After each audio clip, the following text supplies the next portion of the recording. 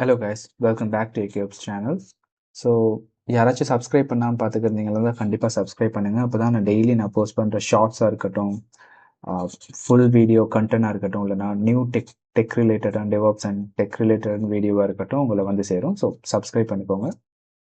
So இன்றைக்கி நம்ம பார்க்க போகிறது ஒரு ஓஜி, ஸோ ஒரு காட் பற்றி, ஸோ ஐடியோட காட் பற்றி பார்க்க போகிறோம். ஸோ உங்களுக்கெல்லாம் ஞாபகம் இருந்திருக்கும். ஸோ 2010 டு 2019, 20 அந்த கேப்பில் வந்து ஏதாச்சும் ஒரு டெவலப்பருக்கு ஏதாச்சும் ஒரு எரர் வந்தால் ஃபர்ஸ்ட்டுக்கு பார்க்குறது கூகுளில் first results, and most probably அது வந்து ஸ்டெக் ஓவர்ஃப்ளோவாக இருக்கும். ஸோ அது ஸ்டெக் ஓவர்ஃப்ளோ உள்ளே போயிட்டு நம்ம வந்து கொஷனை படிப்போம், ஆன்சரை காப்பி பண்ணுவோம், பேஸ்ட் பண்ணுவோம், ப்ரே பண்ணுவோம், ஒர்க் ஆனால் ஹாப்பி, ஒர்க் ஆகலைன்னா நெக்ஸ்ட் ஆன்சர் பார்த்துட்டு போயிடுவோம். So developer lies almost stack overflow தான்.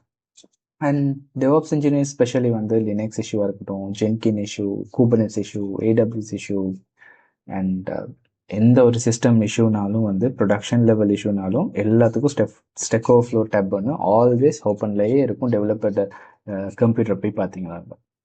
ஆனால் 2022, 21, 22க்கு அப்புறம் எல்லாமே மாறிடுச்சு. ஸோ ஏஐ எரா வந்துருச்சு. லைக் அந்த டைம் தான் ChatGPT, ஜெமினைக்கு முன்னாடி ஜெமினை ஸ்டார்ட்ல பாட் ஏஐன்னு சொன்னாங்க. ஸோ அது ஜெமினை, அப்புறம் அதுக்கப்புறம் க்ளோடு அப்படின்னு எல்லாமே வந்துருச்சு. ஸோ டெவலப்பர் கூகுள் பண்ணுறது ரொம்ப கம்மியாயிடுச்சு. ஸ்டெக் ஓவர்ஃப்ளோ ஓப்பன் பண்ணுறது தான் ஃபுல்லாகவே கம்மியாயிடுச்சு. ஸ்டெக் ஓவர்ஃப்ளோ ஓப்பன் பண்ணுறதே இல்லை. ஸோ டிரெக்டாக ஏஐ கிட்ட கேட்க ஆரம்பிச்சாச்சு. ஸோ அப்போ எல்லாம் சொன்னாங்க ஸ்டெக் ஓவர்ஃப்ளோ முடிஞ்சிருச்சு, AI killed stack overflow, game over அப்படின்னு சொல்லிட்டாங்க. பட் கொஞ்சம் இருங்க பாய் அப்படின்னு சொல்கிற மாதிரி எகைன் திருப்பி இருக்கா ஸ்டெக் ஓவர்ஃப்ளோ வந்திருக்கு. ஸோ ரியாலிட்டியில் ஒரு ப்ராப்ளம் இருக்குது. இப்போ என்னன்னு கேட்டால், ஏஐ வந்து ஜென்ரேட் பண்ணுது, ஆனால் வெரிஃபை பண்ண முடியுமா? ப்ரொடக்ஷனில் ஒர்க் ஆகுமா? என்டர்பிரைஸ் என்வாயரன்மெண்ட்டில் ஒர்க் ஆகுமா? அண்ட் செக்யூரிட்டி கம்ப்ளைன்ஸ் இருக்குமா? ஸோ அதை பற்றி யாருக்குமே தெரியாது. பட் ஏஐ இஷ்யூ, ஒரு ஏதாச்சும் இஷ்யூனா ரிசல்ட்ஸ் ஜென்ரேட் பண்ணும். இந்த டிரெக்டாக நமக்கு அப்ளை பண்ணுறது கஷ்டம். ஸோ நம்ம வந்து மேனுவல் நம்ம வெரிஃபை பண்ணணும். ஸோ பட் ஏஐக்கு நாலேஜ் இருக்குது, ஆனால் எக்ஸ்பீரியன்ஸ் இல்லை. அதுதான் இந்த ஸ்டெக் ஓவர்ஃப்ளோ நல்லா நோட்டீஸ் பண்ணி now so OG stack. But இந்த தடவை not for developer, for AI agent. So think about this. இன்னைக்கு க்ளோட் வந்து கோட் பண்ணுது. ஓப்பன் ஏஐல கோடெக்ஸ் இருக்கு, ஜெமினை சிஎல்ஐ இருக்கு, கர்சர் ஏஜென்ட் இருக்கு, அண்ட் கிராவிட்டி இருக்கு. ஸோ எல்லாமே கோட் எழுதுது, டீபக் பண்ணுது, டிப்ளாய் பண்ணுது. ஆனால் ஒரு problem, every agent is learning separately. ஒரு ஏஐ ஏஜென்ட்டுக்கு குபர்னெட்ஸ் இஷ்யூ சால்வ் பண்ணுது, நெக்ஸ்ட் ஏஐ ஏஜென்ட் வந்து இஷ்யூ மறுபடியும் ரிசர்ச் பண்ணுது. So again same debugging, again same documentation reading, and again same compute cost. So இந்த காலத்தில் நீங்கள் வந்து ஒரு ஏஜென்ட்டை யூஸ் பண்ணி ஒரு இஷ்யூ பண்ணுறதா இருந்தால் உங்களுக்கு வந்து பயங்கரமாக காஸ்ட் ஆகும். ஸோ என்டர்பிரைஸ் லெவலில் கொடுக்குற ஒரு ஏஐ ஏஜென்ட்லாம் வந்து பயங்கரமாக காஸ்ட் ஆகும். ஸோ எகெயின் சேம் எஃபர்ட் போடும். ஸோ காஸ்ட்டுங்கிற ஒரு விஷயம் வருது. ப்ளஸ் இந்த மாதிரி நிறைய பிரச்சனை இருக்குது. எகெயின் சேம் இஷ்யூ நம்ம ரிப்பீட்டட் பண்ணுறோம்.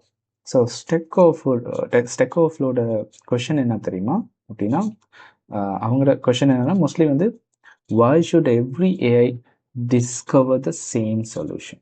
ஸோ அதுதான் அவங்களோட questions. And that's where Stack Overflow agents comes in. So ஆக்சுவலாக அந்த இதனால தான் வந்து இப்போ வந்து ஏஐ ஏஜென்ட் வந்திருக்கு. அண்ட் இந்த ஃப்ளோ எப்படி ஒர்க் பண்ணுதுன்னு கேட்டால், ஸோ ஆக்சுவலாக வந்து பீட்டா வெர்ஷன் ஒன்று தான் அவங்க ரிலீஸ் பண்ணியிருக்காங்க. ஸோ இது வந்து எப்படி ஒர்க் பண்ண போகுதுன்னு கேட்டால், ஸோ ஸ்டெப் 1, அதாவது ஃபர்ஸ்ட் ஸ்டெப் வந்து சர்ச் ஃபர்ஸ்ட். ஏஜென்ட்டுக்கு ப்ராப்ளம் வந்தால் ஃபர்ஸ்ட் ஆன்சரை வந்து ஜென்ரேட் பண்ணக்கூடாது. ஃபர்ஸ்ட் ஸ்டெக் ஓவர்ஃப்ளோவில் இருக்க நாலேஜ் பேஸில் சர்ச் பண்ணோம். ஆல்ரெடி வெரிஃபைட் சொல்யூஷன் இருந்தால் அதை யூஸ் பண்ணோம். அது வந்து simple scenario. Steps 2, learn. Solution இல்லைன்னா ஏஜென்ட் இன்வெஸ்டிகேட் பண்ணும், லாக் அனலைஸ் பண்ணும், டாக்குமெண்ட் ரீட் பண்ணும், இஷ்யூ சால்வ் பண்ண ட்ரை பண்ணும். அது ரெண்டாவது ஸ்டெப். தேர்ட் ஸ்டெப் வந்து ஷேர். புது நாலேஜ் டிஸ்கவர் பண்ண, ஏதாச்சும் புது நாலேஜ் ஒன்று டிஸ்கவர் பண்ணினா அதை கம்யூனிட்டிக்கு கண்ட்ரிபியூட் பண்ணும்.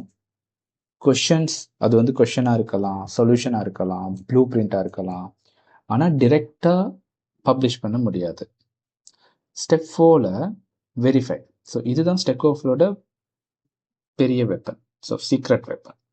ஸோ ஏஐ ஆன்சர் ஜென்ரேட் பண்ணுறது ஈஸி. ஸோ ஸ்டெப்ஸ் 3லாம் பார்த்த மாதிரி அது சொல்யூஷன் பண்ண கொடுக்கும், பட் ஒரு ஆன்சர், இது வந்து சொல்யூஷனுக்கு ஆன்சர் கொடுக்கும், பட் அதை வந்து வெரிஃபை பண்ண முடியாது. ஸோ இப்போ இந்த ஸ்டெப் 4 என்ன ஆகும்னு கேட்டால் வெரிஃபிகேஷன் பண்ணுவாங்க. அதாவது டெவலப்பர் டெஸ்ட் பண்ணுவாங்க, ஏஜென்ட் வேலிடேட் பண்ணும், கம்யூனிட்டி ஃபீட்பேக் கொடுப்பாங்க, ஒர்க் ஆச்சா, ப்ரொடக்ஷனில் யூஸ் பண்ணலாமா, ரிஸ்க் என்ன, லிமிட்டேஷன் என்ன, எல்லாம் வெரிஃபை பண்ணுவாங்க. அதுக்கப்புறம் தான் நாலேஜ் வேல்யூபிள் ஆகும். ஸோ ஸ்டெக் ஓவர்ஃப்ளோ வந்து என்ன பண்ண ட்ரை பண்ணுதுன்னா, ஏஐக்கு இன்னொரு சாட்பாட் பில்ட் பண்ணுற ஐடியா இல்லை, ஏஐக்கு ஒரு ட்ரஸ்டட் மெமரி சிஸ்டம் பில்ட் பண்ண ட்ரை பண்ணுது.